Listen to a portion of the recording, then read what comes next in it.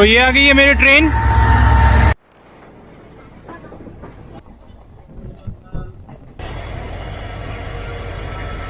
Finally पहुंच गया हूँ मैं एनजेपी। तो एक जर्नी ख़त्म और अभी दूसरी जर्नी शुरू, मतलब उसी के कंटिन्यूएशन में। सो ऑफ कोर्स अभी पहले स्टेशन से तो निकलना पड़ेगा। एक तो जहाँ तक मैंने पता किया है और यहाँ पे भी जो मैंने लोकल शॉपकीपर से पूछा तो उन्होंने बताया कि जो शेयर टैक्सी है दार्जिलिंग के लिए वो तो स्टेशन के बाहर से ही मिल जाएगी, लेकिन जो अगर सपोज बस लेना है तो उसके लिए बस स्टैंड तक जाना पड़ेगा। और बस स्टैंड यहाँ से थोड़ा सा दूर है, कितना दूर है एग्जैक्टली अभी तक मुझे नहीं पता, लेकिन ऑटो यहीं से मिल जाएगा उसके लिए। और ये देखिए, so this is the NJP station, new Jalpaiguri. This is also quite a busy and quite a big station. अभी मैं यहाँ पे खड़ा हूँ और काफ़ी अच्छा व्यू आ रहा है। सूरज, यू कैन सी, आपको पता नहीं दिख रहा है कि नहीं, the sun is out there, लेकिन ठंडी हवा बहुत चल रही है। ये कमाल की चीज़ देखी मैंने, ये देखिए एस्केलेटर इधर पे है। पहले मैंने सोचा नॉर्मल सारे एस्केलेटर्स की तरह ये चलेगा, लेकिन ये एक्चुअली बंद है और यहाँ पे इसको आपको नॉर्मल स्टेयर्स की तरह ही जो है यूज़ करना पड़ रहा है।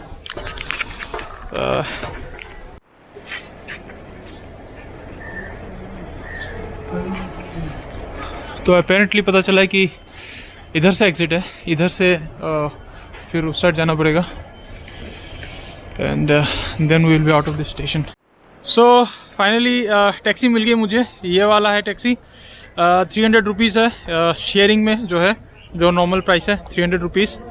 तो अभी तो हाँ, पूरा ये जब टैक्सी भरेगा तब ये छोड़ेगा।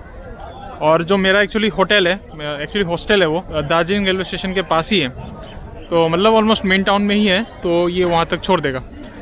तो अभी देखते हैं फिर इसके बाद जर्नी कैसा होता है। आई होप ज़्यादा मुझे चक्कर वक्कर ना आए, क्योंकि मुझे पता है रास्ता बहुत ही मतलब हिली और ऐसा तेरा मेरा होने वाला है, लेकिन आई होप कि ऐसा ना हो। और ये रहा मेरे पीछे एनजेपी स्टेशन। जैसे ही आप आएंगे बाहर ना, आपसे मतलब आप पे टूट पड़ेंगे। जैसे आप देखेंगे कि बैग लेके आए हैं, आप पे टूट पड़ेंगे गैंगटॉक, दार्जिलिंग। मुझसे तो बस गैंगटॉक या बागडोगरा कहाँ जाना है, ऐसा दार्जिलिंग मुझसे किसी ने नहीं पूछा। मुझे बोलना पड़ा कि दार्जिलिंग जाएंगे, तो फिर इसके बाद दार्जिलिंग का एक टैक्सी मिला। यहाँ से अगर आप डायरेक्ट गैंगटॉक जाना चाहते हैं तो आप वो भी कर सकते हैं। आप आइए, गाड़ी अवेलेबल है। अगर आप बस लेना चाहते हैं सपोज़, क्योंकि जो टैक्सी है ये 300 रुपीज़ है, लेकिन मुझे पता है कि जो बस अगर लेंगे आप दार्जिलिंग तक का, उसका प्राइस थोड़ा सा कम है। आई थिंक यार अबाउट 150 या 130 रुपया है, लेकिन बस स्टैंड थोड़ा सा दूर है, तो आपको ऑटो लेके वहाँ तक जाना पड़ेगा। फिर जो बस आई थिंक छोड़ेगा, जहाँ तक मेरी इन्फॉर्मेशन है, वो दार्जिलिंग पे आपको नहीं छोड़ेगा, वो आई थिंक घूम तक छोड़ेगा आपको, घूम मोनेस्ट्री। तो वहाँ से फिर आपको दार्जिलिंग मेन सिटी में, मेन टाउन में आने के लिए फिर से चल के या फिर जैसे भी अलग ट्रांसपोर्ट करके आना पड़ेगा। सो आई थिंक बेटर है कि आप एक बार में टैक्सी ले लीजिए। और आई थिंक ये थोड़ा सा ज़्यादा फास्ट भी होगा एज़ कम्पेयर टू बस। फिर रही बात में, अगर सपोज़ इस स्टेशन में फैसिलिटीज़ की बात करूँ तो ऑलमोस्ट सारे मिल जाएंगे आपको बाहर में। जैसे ही आप आएंगे ना, आपको मैं ऑनेस्टली अपनी फीलिंग बताऊँ तो आपको थोड़ा सा हिल स्टेशन टाइप का फीलिंग मिलेगा, क्योंकि हर जगह पे आपको दार्जिलिंग गैंगटॉक यही सभी सुनाई देगा। यहाँ पे दार्जिलिंग टी भी बेच रहे हैं, original Darjeeling T like a brand, and fruits and sweaters and caps, ये सब। तो फिर मतलब मुझे तो पर्सनली ऑलरेडी उसकी फ़ील आ रही है, दार्जिलिंग और गैंगटॉक की फ़ील आ रही है यहाँ पे एनजेपी में आने के बाद ही। तो अभी फ़िलहाल देखते हैं, जैसा मैं सोच रहा हूँ ऐसा होता है क्या। एंड आई होप आप लोगों को भी मज़ा आ रहा होगा साथ में। अभी देखते हैं फिर ये टैक्सी कब शुरू होता है, फिर जैसे ही शुरू होगा ऐसे ही चल देंगे।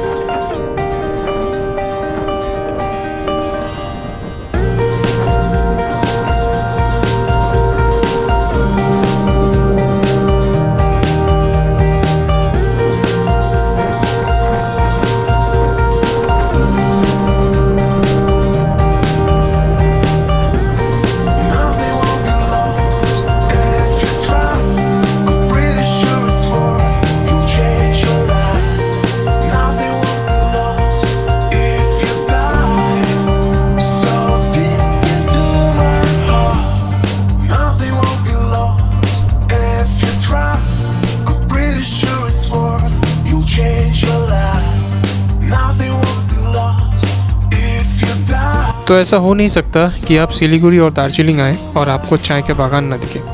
दार्जिलिंग के रास्ते में भी आपको ऐसे ही काफ़ी सारे चाय के बागान दिखेंगे।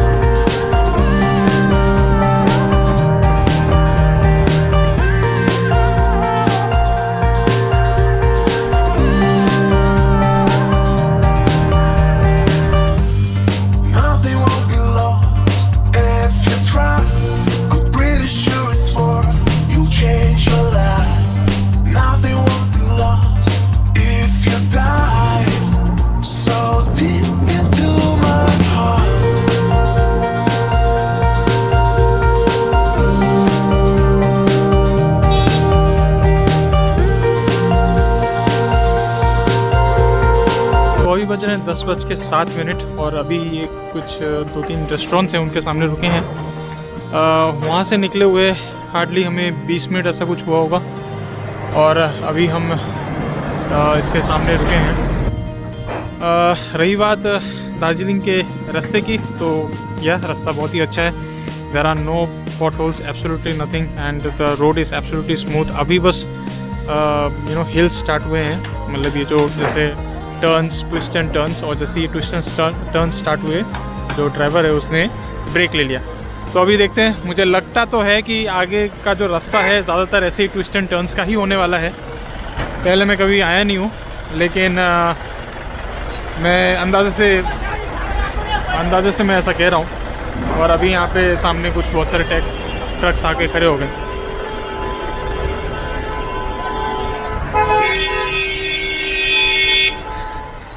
और अगर आप सुन पा रहे हैं तो पीछे एक ट्रैफिक जाम लग गया है, छोटा सा। तो अभी देखते हैं, ऐसा तो जहाँ तक मुझे पता है 2-2.5 घंटे लगने वाले हैं। और रेस्टोरेंट में रुके हैं, लेकिन फिर भी मैं कुछ खा नहीं रहा हूँ, क्योंकि ऐसे तो भरा हुआ है मेरा पेट। मतलब सुबह मैंने थोड़ा सा एक ब्रेड ऑमलेट खा लिया था, और ज़्यादा पानी वानी नहीं पीऊँगा, क्योंकि वही अगर रोड से ट्रैवल कर रहे हैं तो ये थोड़ा सा कंट्रोल करना पड़ता है, नहीं तो फिर प्रॉब्लम हो सकती है रास्ते में। 15 मिनट का ब्रेक हुआ ख़त्म and the journey to Darjeeling resumes. Darjeeling की हाइट लगभग 6,600 फीट है, मतलब अभी तो हमें काफ़ी ऊंचे रास्ते चढ़ने हैं, but let me tell you, ये रास्ते हैं भी उतने ही खूबसूरत।